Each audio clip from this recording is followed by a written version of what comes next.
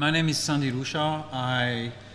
I've been a researcher on interactive digital storytelling for the past 15 years, and I currently teach game design on the exciting Masters on Serious Games and Virtual Reality at the Glasgow School of Art, for which we've got some funded places as well, so shameless plug.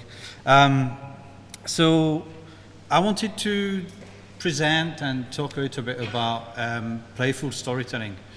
And my presentation is more of a reflection on our interaction with stories in games and actually playing with stories in games.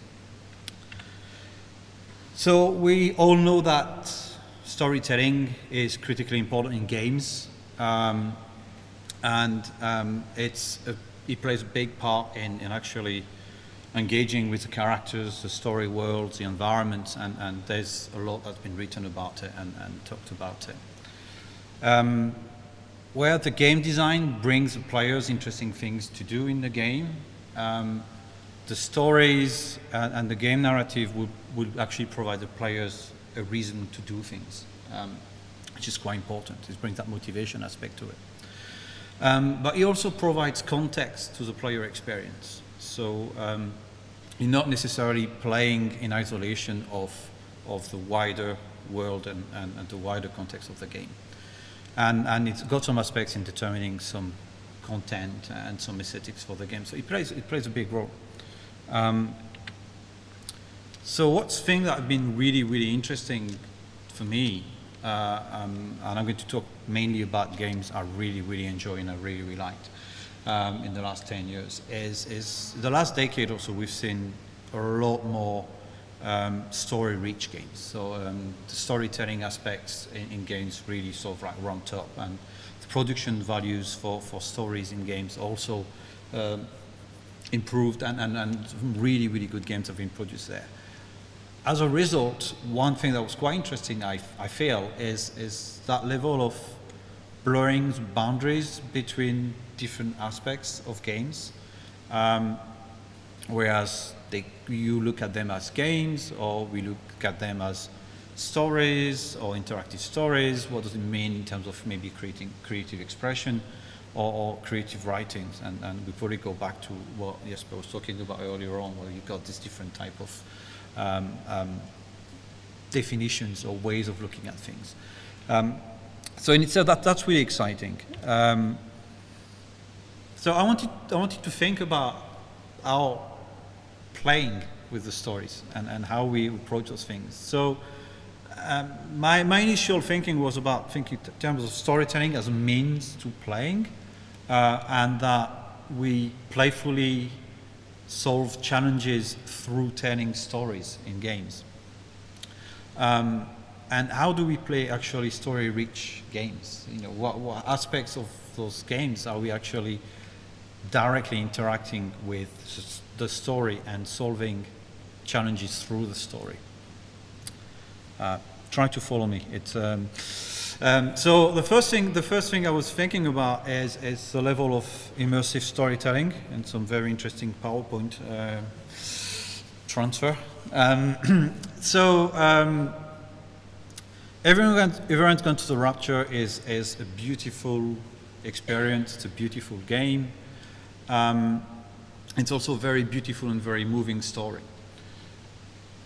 And it's extremely immersive. So for people who haven't played the game, it's a game where you basically explore a British village environment, and everyone's gone. So through moving around and interacting with different types of objects or different spaces, you actually get to solve or uncover a story and get to know some of the characters that used to live in that place.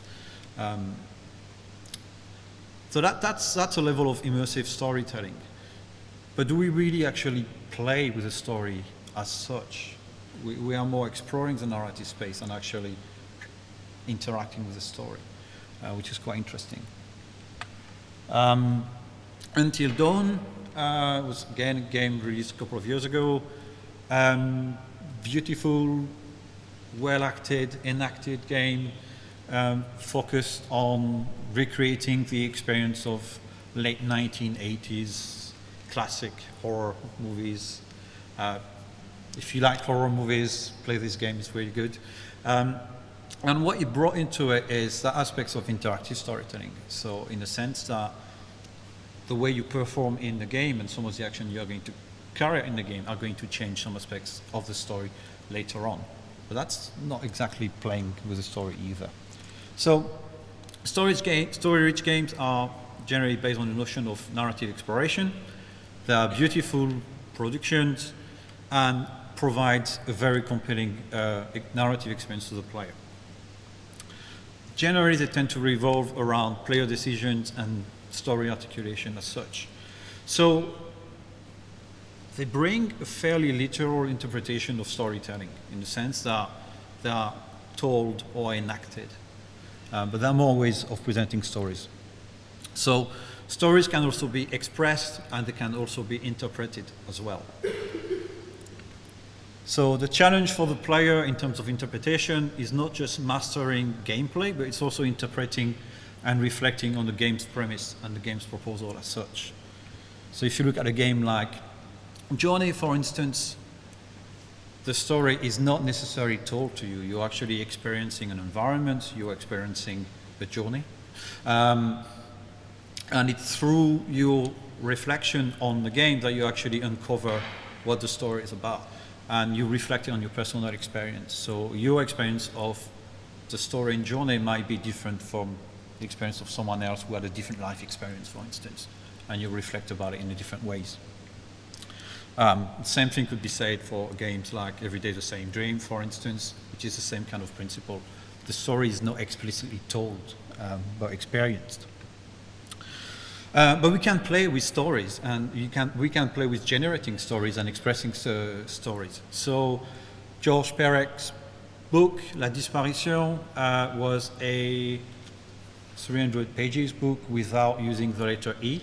So that's introducing a challenge to expressing storytelling and narratives.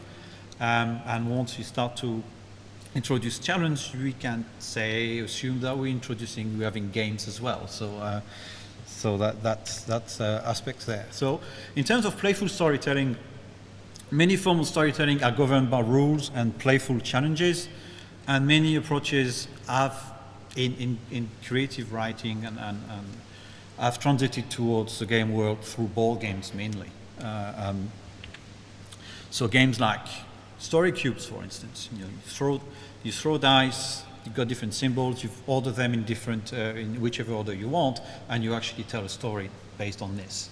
That provides you with a challenge in which story creation is actually part of the gameplay, of the game mechanic. Once Upon a Time, it's a similar game, but this time with fairy tale type of card and type of approaches, similar principle. So playful storytelling, narrative expression from the player in games is technically difficult. It is difficult to capture player input, and it's even more difficult to actually interpret player input when it comes to storytelling, especially if you're talking about text, free text, or you're talking about speech, these kind of things. However, there are more ways to communicate stories, and if we expand beyond show and tell, we can actually start to think conceptually and innovate conceptually on how we can deal with a story in games and in digital games. So I've got this idea that we could do as a game, expressive game. So if you look at the painting, for instance, and you could be asking the player, or the player's action in the game could be actually to paint or to assemble a painting. You have interesting choice of the characters you're going to use. You got some aspects of rendering to maybe provide and convey moods that can be interpreted in a system.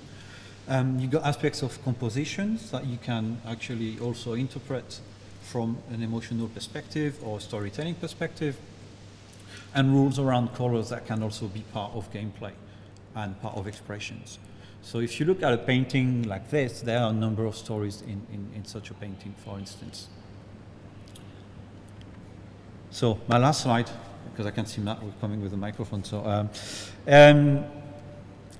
conceptualization innovation for playful storytelling in games, I think will necessarily come from player narrative interpretation and narrative expression, in a sense where the player is trusted to actually express themselves through storytelling and create, or is given the responsibility to actually interpret what's being displayed without being necessarily guided. And I think it's also going to benefit from the democratization of game making. It's never been easier to make games today. There's a lot of technologies available. There's a lot of skills that you can actually pick up quite quickly and make simple games very quickly. That's really important.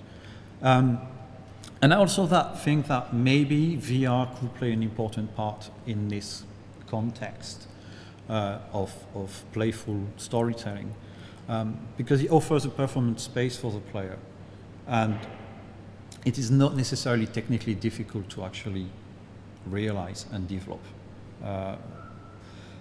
And the thing that really excites me, and I don't know if it's going to take place or not, but that's the thing that to look in the future, is we're looking at YouTube for videos, and you're looking at things like Facebook for user content generated.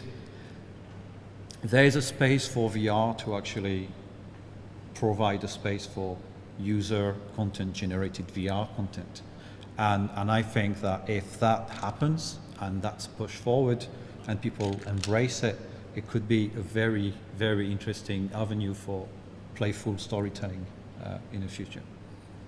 Thank you.